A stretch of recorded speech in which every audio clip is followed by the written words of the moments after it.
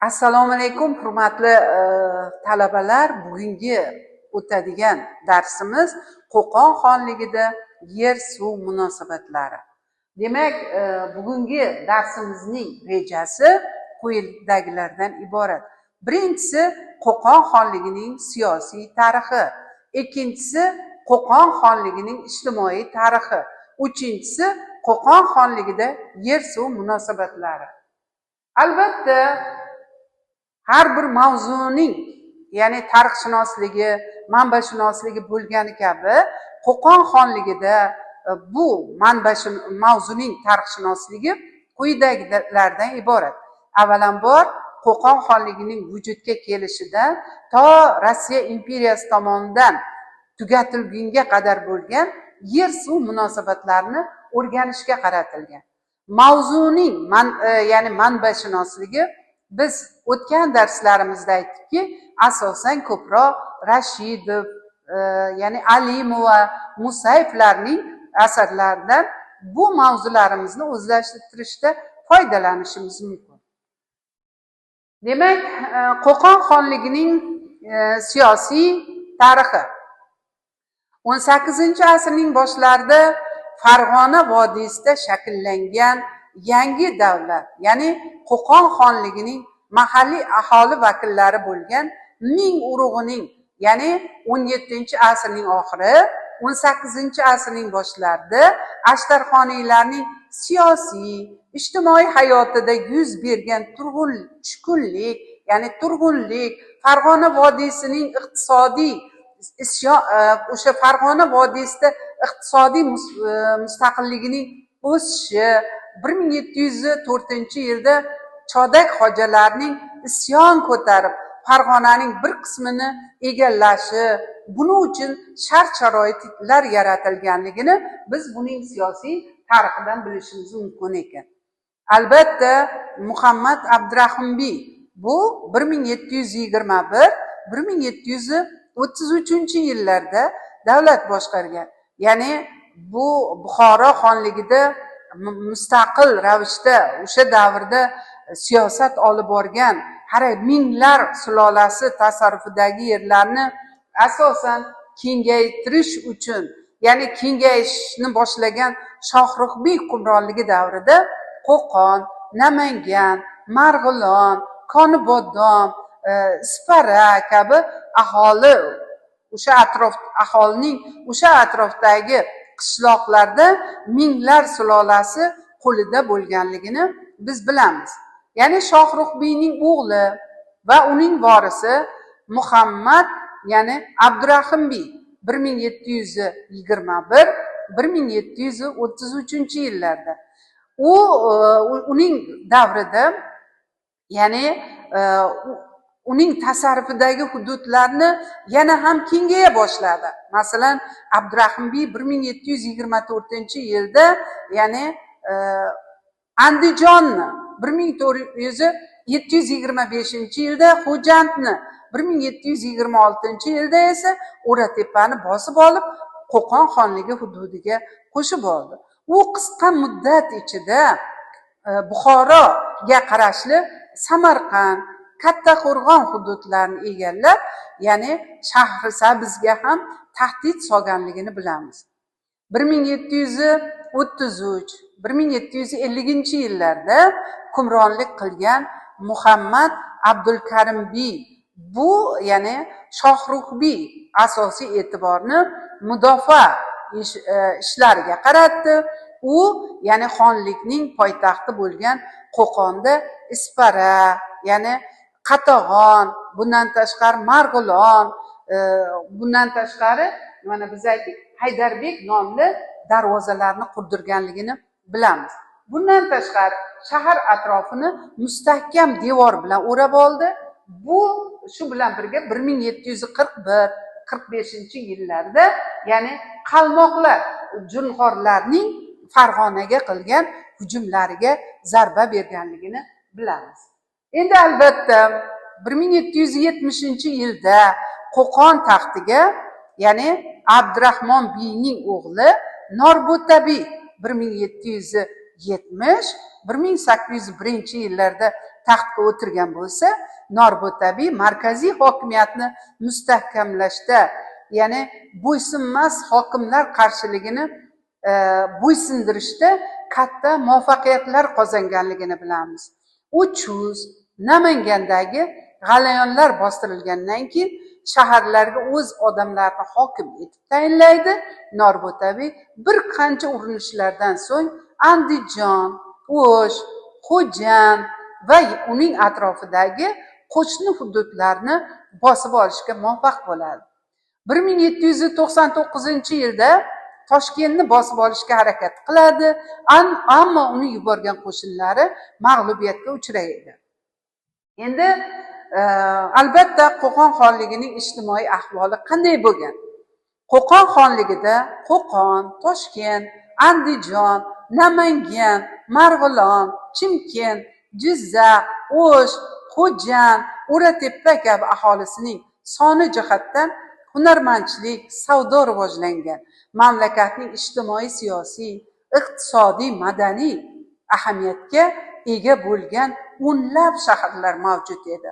Xonlikning poytaxti Qo'qon shahri bo'lib, u mamlakatning ijtimoiy, iqtisodiy, madaniy markaz, hunarmandchilikning rivojlangan markazi bo'lganligini bilib olamiz. Bundan tashqari, ya'ni o'sha xonlik tarkibiga kiruvchi aholining hududlarda aholining joylashuvi, turmush tarzi bir-birinikidan farq qilgan. Toshkent vohasi, Farg'ona vodiysining sug'orilib dehqonchilik qilinadigan qismida aholi joylashuvi jihatdan zich bo'lgan. Ular o'troq hayot kechirgan. Bundan tashqari, sahro, tog' oldi tekisliklardan iborat hududlarda esa ko'chmanchilar, yarim ko'chmanchi aholi yashaganligini biz xaritada ham qayd etganmiz. Endi albatta xonliklarda aholi soni haqida manbalarda turli xil ma'lumotlar berilgan. Bu ma'lumotlarga ko'ra 19-asrning boshlarida, ya'ni xonlikda Toshkent, Turkistonni ham qo'shib hisoblaganda aholi soni 1 million bo'lgan. 19-asrning o'rtalarida esa 1,5-2 million bo'lganligini bilamiz. 19-asrning ikkinchi yarmida esa 3 million kishi bo'lgan. Bu Rossiya imperiyasi tomonidan ko'plab hududlarni bosib olinishi, ularning bosqinchilar, ya'ni ma'muriyat tarkibiga kirishi natijasida xonlik tasarrufidagi Farg'ona vodiysida 2 millionga yaqin aholi qolganligini taxmin qilinadi. Endi albatta Qo'qon xonligida yer-suv munosabatlari. Biz asosiy e'tiborni yer-suv munosabatlariga qaratamiz. Qo'qon xonligida yer egaligining shakllarini quyidagi turlarga bo'linganligini bilamiz. Birinchidan amlok yerlari. Bu davlat yerlari hisoblangan, xususiy mulk yerlari va vaqf yerlari bo'lgan. Vaqf yerlari bu masjid, madrasalar tasarrufiga tegishli bo'lgan yerlar bo'lib, mamlakatdagi butun yer davlatniki hisoblangan. Shuning uchun ham xususiy yer egaligi asliga yerga emas, undan olinadigan hosilga egalik qilganligini, u yerlarda qurilgan imoratlarga egalik qilganligini bilamiz. Xususiy yer egalari yetishtirgan hosilning 15 qismi hajmida soliq to'lagan. Mulkning ko'pchiligi 30 sotiqdan 60 sotiqqacha bo'lganligi haqida ma'lumotlar bor. 1 gektar yeri bor kishi boy hisoblanar edi. Yerlarga ishlov berish uchun, ya'ni dehqonlarga ijaraga yer berilar edi. Ular mehnatlari evaziga hosilning 3dan 1, 4dan 1 qismi hisobida, ya'ni o'zlariga olib qolar edi. Qolganini esa o'sha ijaradorlarga yoki bo'lmasa davlatga to'lashga majbur qilingan. Endi albatta dehqonlar davlat yerlarida mehnat qilganligini bilamiz. Davlat yerlarida ishlash uchun majburan safarbar etilganlarning soni 10 ming nafargacha yetgan. Bunday dehqonlar mardikorlar deb atalgan. Xonlikda yer egalari hosilning 4dan 1 qismi uchun yollanib ishlovchi yersiz dehqonlar tabaqasini vujudga kelgan bo'lib, ular chorikorlar deb atalgan. Bundan tashqari korandalar deb atalgan guruhi ham bo'lgan. Bu korandalar ya'ni hosilning yarmi uchun yollanib ishlovchilar hisoblangan. U yuqorida qayd etilgan xonlikda mehnatkash xalqning qanchalik og'ir sharoitda yashaganligini ko'rsatuvchi dalillar hisoblanadi. Chunki bunday tabaqalarga bo'linishi mehnatkash xalqning qismati shu bilan cheklanmagan o'ta og'ir soliqlarni to'lashi yoki bo'lmasa tinka madorini qurituvchi majburiyatlarni o'tashga majbur qilinganligini ko'rishimiz mumkin. Asosiy soliq bu xiroj hisoblangan. Uning miqdori ekin ekiladigan yer maydoni yoki ekin turiga qarab belgilanganligini bilamiz. Endi albatta ko'chmanchi xalqlardan olinadigan zakotning ham turi ko'p bo'lgan.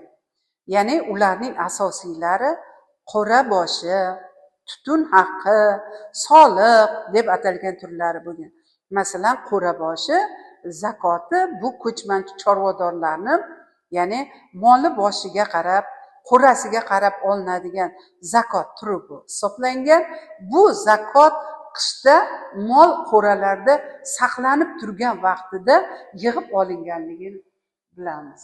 Endi albatta ya'ni aholisi, xo'jaligi 19-asrning birinchi yarmida shimolda Rossiya bilan, ya'ni garchi ularning o'rtasida huvillab yotgan cho'l bo'lsa-da, o'sha g'arbda Buxoro, Xiva bilan, sharqda Sharqiy Turkiston bilan, janubda esa Qorategin, Darboz bilan chegaradosh edi. Xonlik aholisining soni 3 millionga yaqin edi. Aholining asosiy qismi ya'ni o'zbeklar tashkil etgan. Xonlikda tojiklar, o'zbeklar, qirg'izlar, turkmanlar kabi turli millat vakillari istiqomat qilishgan. Ayni paytda xonlik hududlarida oz miqdorda bo'lsa-da yahudiylar va hindlar ham yashagan. Bu millat vakillari o'zbeklar bilan teng maqomga ega bo'lganligini bilamiz. Endi albatta hududlarning suv bilan ta'minlanishi albatta dehqonchilik uchun eng asosiy manba bu suv hisoblanadi.